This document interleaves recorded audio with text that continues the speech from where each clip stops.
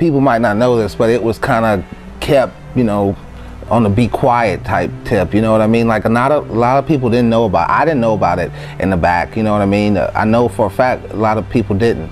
Fire incident. I liked it. I liked the whole idea of it. It was extreme. It got, you know, it got the misled youth over really big for some really big heat. I wasn't there for that. That happened while I was gone. I know that when I came back, though, there was still a smoky smell and hint of applewood bacon. At that moment was pure chaos. I don't know how to describe it, honestly. It set up a good angle.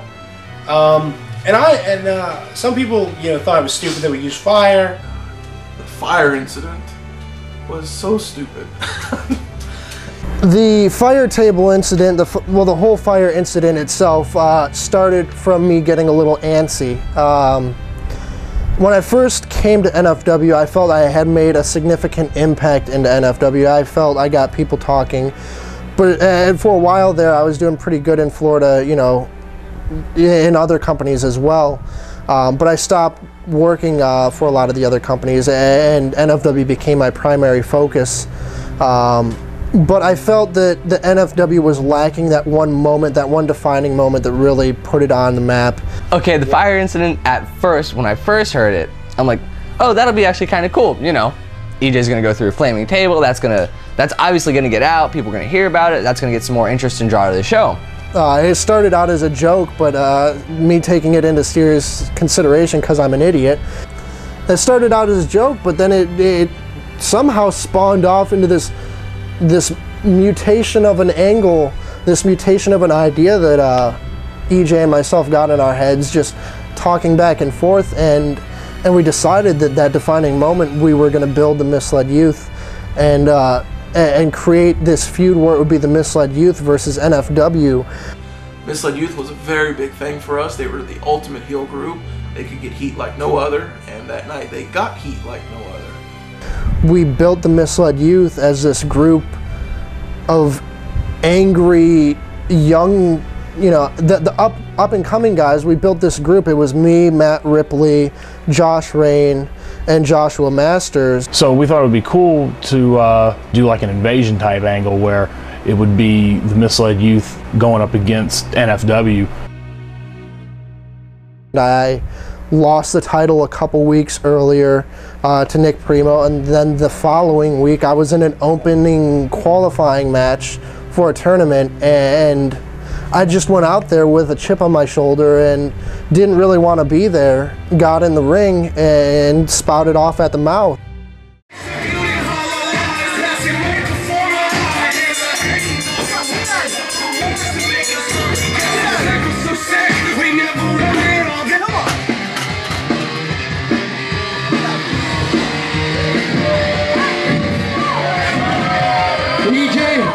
Cut the music.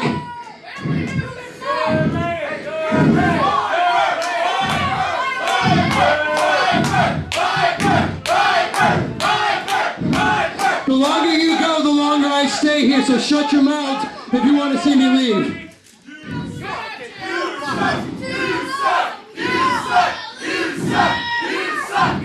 This is all just some sort of nightmare, some sick joke that you're playing on me, isn't it? For 3 years now, I've done everything for you, EJ. For 3 years, yeah. I've done everything to help you out and make NFW better. And I told you that I just wanted a little bit of pull, a little bit of push in the right direction. And you told me that I had to tone it down, that I wasn't acceptable to these people. Who are you? Who are you? You know what the most amazing thing in my life is, EJ? The most amazing moment was the night that I got married. And you were there. And a lot of people would think, all these people would think the greatest moment of that night was getting married to the love of my life, but no. It was the moment that you told me that you got yourself a TV deal and that I was finally going to be on TV and live my dreams. EJ, you told me You told me that you were gonna help make me a star and put me on TV, and I was gonna be somebody. But you know what? Just as much as I can make this, I can break it. This TV deal's really important to you, isn't it, EJ? It's really important, isn't it? And I can break it just like this. Anybody hear the 7 words that you can't say on TV? And it got to a point where I was going to say the 7 words you can't say on TV, and the mic got cut. I was getting, you know, a little rambunctious, throwing chairs everywhere. Got out of the ring. Get over here. You get over there. Put the mic back on. Put the music. Put the music. I told you put it. Cut the music! Cut it right now! Don't you get up in my face. Don't you disrespect me like that. I've been here for 3 years now. Don't get in my face. Get back. It's time that you start showing me and the other members of the youth. No, I'm not going to the back. I'm not done talking. You think this is real cute? You think this is funny, don't you? You think this is funny? Keeping me and Josh off of shows because we're a little too out there? I'm not going to the back. I'm not going to the back. Come on! I'm not going to the back.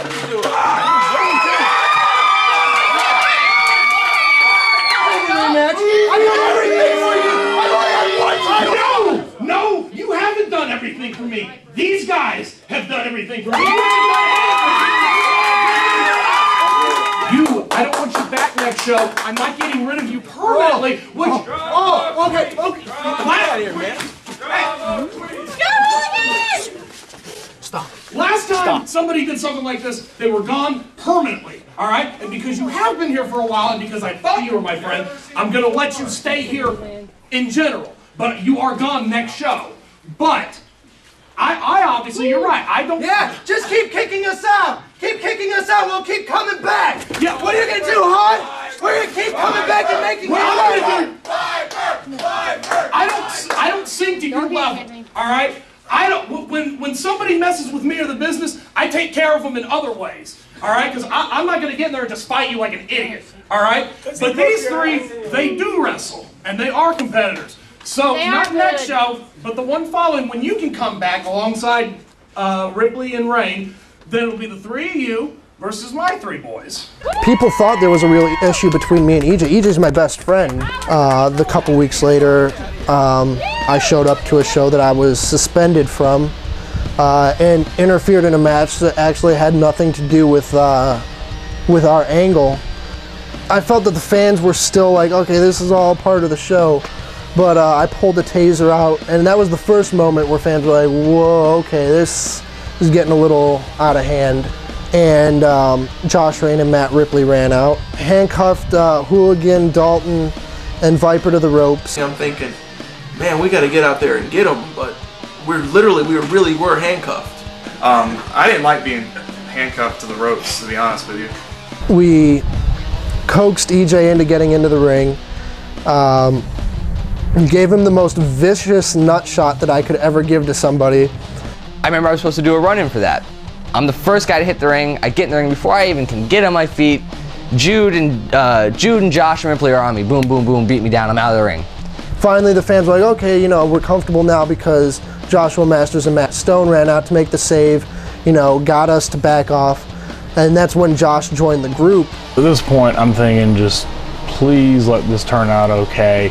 And I was getting real nervous, which was kind of weird because I had done this previously when we were in the backyard. I think fire is a big illusion. It's a big look. It gets it's a grand visual. And then Josh turns out of nowhere, picks EJ up, slams through this table that's on fire. It was honestly like nothing I've ever seen before. EJ went through the table was out, but EJ was on fire now. You'll see Matt Ripley jumping because he's so scared that he's going to get burnt and not even closely help out EJ from watching him get burnt. Matt Ripley jumps up. And I thought, oh my God, I just hurt one of my best friends. I just almost murdered one of my best friends. We're watching it, and then we see them at the table, and I'm thinking, you know, nah. You know, I know EJ, he's, you know, not this type of guy, you know what I mean? So I'm thinking like, all right, EJ will get out or something.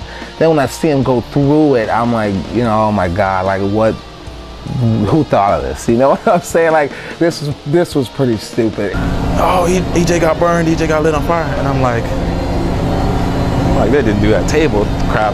Because I heard he was gonna try something like this. I'm like, don't. My brain hadn't had time to register the pain, so I actually wasn't even hurt, and I didn't even know that I was really burned that bad. So like, my one and only concern was making sure that the ring itself was okay. Mind you, I'm on the floor the whole time this is going on. So all I see is I look up and I see this glimmer of light. I'm like, okay, table's on fire. I hear the crash and I hear I'm like, okay, EJ must be, you know, on fire now. Then I notice for like 15 seconds, something's still on fire. And I'm thinking to myself, holy shit, what's going on out there? Is EJ on fire? Is he alive? Is he dead? So come to find out, EJ's got some 3rd-degree burns and has to go to the hospital, which, you know, sucks. But when we get to the back, the thing that blew my mind was EJ's main concern was, are the mats okay? No, are the mats burnt? No, EJ, the mats aren't burnt, but your skin's pretty bad. It looks like raw bacon, man. Stupid. And like, and people don't know, but anybody who knows EJ will know this, he's pretty anal about the mats. So like, when I'm sitting here watching Jude do this, I'm like, oh my God, if that would have been me, he would have never let me I can't even bring a butter knife in the ring. But somehow Jude's sitting here lighting a guy on fire. The referee, Robert Dills, ends up throwing me in the back of his truck and taking me to the emergency room.